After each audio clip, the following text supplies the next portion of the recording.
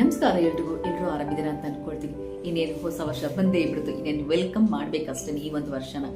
ತುಂಬ ಜನ ಸ್ಟೇಟಸ್ ಅಲ್ಲಿ ನಾನು ತುಂಬ ಕಲ್ತಿದ್ದೀನಿ ಅಂತೇಳಿ ವರ್ಷ ನಾನು ಅದೇ ಸ್ಟೇಟಸ್ಗಳನ್ನ ನೋಡ್ತಾನೆ ಇರ್ತೀನಿ.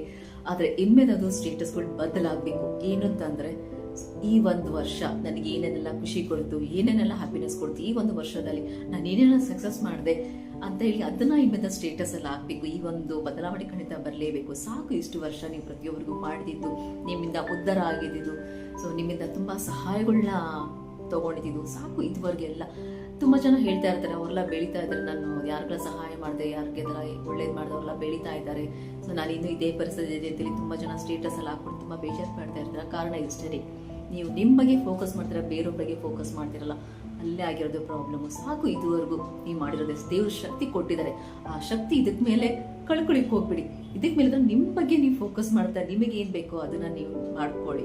ಜೊತೆಗೆ ನಿಮ್ಗೆ ಅಂತ ಒಂದು ಕುಟುಂಬ ಇದೆ, ನೀವು ಬೇರೆನ ಖುಷಿ ಪಡ್ಸಕ್ ಹೋಗಿ ನಿಮ್ ಕುಟುಂಬದಲ್ಲಿ ಕಣ್ಣೀರ್ ಹಾಕ್ಸೋದು ಅದು ಸರಿ ಇಲ್ಲ. ಎಲ್ಲಕ್ಕಿಂತ ಮುಖ್ಯವಾಗಿ ನೀವು ಕಣ್ಣೀರ್ ಹಾಕೋದು ಸರಿ ಇಲ್ಲ. ಮತ್ತೆ ನೀವು ಸ್ಟೇಟಸ್ ಅಲ್ಲಿ ಹಾಕೊಳ್ತಾ ಇರ್ತೀರ, ನಾನು ಒಳ್ಳೇದ್ ಮಾಡಿದೆ, ಹಾಗೆ ಮಾಡಿದೆ, ಹೀಗೆ ಮಾಡಿದೆ, ಬಟ್ ನನಗೆ ಏನು ಆಗ್ತಾ ಇಲ್ಲ ಅಂತಲ್ಲಿ. ಯಾತಕ್ಕೋಸ್ಕರ ನೀವು ಬೇರೆಯವ್ರಿಗೆ ಒಳ್ಳೇದ್ ಮಾಡ್ತಾರೆ, ನಿಮಗೆ ನೀವು ಮಾಡ್ಕೊಳ್ತಾ ಇಲ್ಲ ರೀ. ಸಾಕು ಇದುವರೆಗೂ ಮಾಡಿರೋದಲ್ಲ, ದೇವರ ಶಕ್ತಿ ತುಂಬಾ ಕೊಟ್ಟಿದ್ರು, ನೀವು ಇದುವರೆಗೂ ಸಾಕಷ್ಟು ಮಾಡಿದ್ರೆ ಇದಕ್ ಮೇಲಾದ್ರೂ ನಿಮ್ ಜೀವನಕ್ಕೋಸ್ಕರ ನೀವು ಇನ್ಮೇಲಾದ್ರೂ ಫೋಕಸ್ ಮಾಡಿ. ಹಾಗಾದ್ರೂ ನಿಮ್ಗೊಂದು ಖುಷಿ ಆಗಿರ್ಬೋದು, ಅಥವಾ ನೀವು ಅನ್ಕೊಂಡಿರೋ ಸಕ್ಸಸ್ಫುಲ್ ಲೈಫ್ ಆಗಿರ್ಬೋದು, ಖಂಡಿತ ಅದನ್ನ ಪಡ್ಕೊಳ್ತೀರ ಅನ್ನೋ ನಂಬಿಕೆ ನನಗಿದೆ. ಯಾತಕ್ಕೋಸ್ಕರ ಅಂದ್ರೆ ಬೇರೆಯವ್ರ ಮೇಲೆ ತೋರಿಸೋ ಆಸಕ್ತಿ ನಿಮ್ ಬಗ್ಗೆ ನೀವು ಯಾವಾಗ ತೋರಿಸ್ಕೊಳ್ತಿರಲ್ಲ, ಖಂಡಿತ ನೀವು ಅನ್ಕೊಂಡಿದ್ದು, ನೀವು ಅನ್ಕೊಂಡಿರೋ ಸಕ್ಸಸ್ಫುಲ್ ಲೈಫ್ ರೀಚ್ ಆಗೇ ಆಗ್ತೀರ.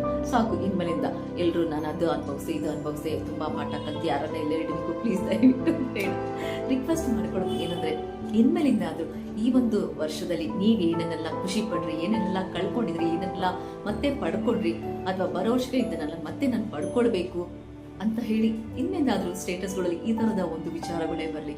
ಸಾಕು ನೆಗೆಟಿವ್ನೆಲ್ಲ ಎತ್ತಿ ಇಟ್ಬಿಡೋಣ. ಸೊ ಒಂದು ಒಳ್ಳೆ ಪಾಸಿಟಿವ್, ಕೆಟ್ಟದಾದ್ರ ಪರಲ್ಲ ಅದನ್ನ ಪಾಸಿಟಿವ್ ಆಗಿ ತಗೊಂಡು ಸೊ ನಮ್ಮ ಒಂದು ಬ್ಯೂಟಿಫುಲ್ ಲೈಫ್ನ 2026 ಜೊತೆಗೆ ರನ್ ಮಾಡ್ಕೊಂಡು ಹೋಗೋದಲ್ಲ. ಯಾಕಂದ್ರೆ ವರ್ಷ ಎಷ್ಟು ಚೆನ್ನಾಗಿ ಬರ್ತಾ ಇರುತ್ತೆ, ಖುಷಿ ಕೊಡ್ತಾ ಇರೋದು, ಆದ್ರೆ ನಾವು ನೋಡಿದ್ರೆ ಇನ್ನೂ ಅದೇ ವರ್ಷದಲ್ಲೇ ಇರ್ತೀವಿ. ಅದೇ ಗೋಳಾಟ, ಅದೇ ಮಾತುಕತೆ, ಅದೇ ಜನ, ಅದೇ ಕೆಲಸ, ಎಲ್ಲನೂ ಅದೇ ಆಗಿದ್ದಾಗ ಬೋರ್ ಅದೇ.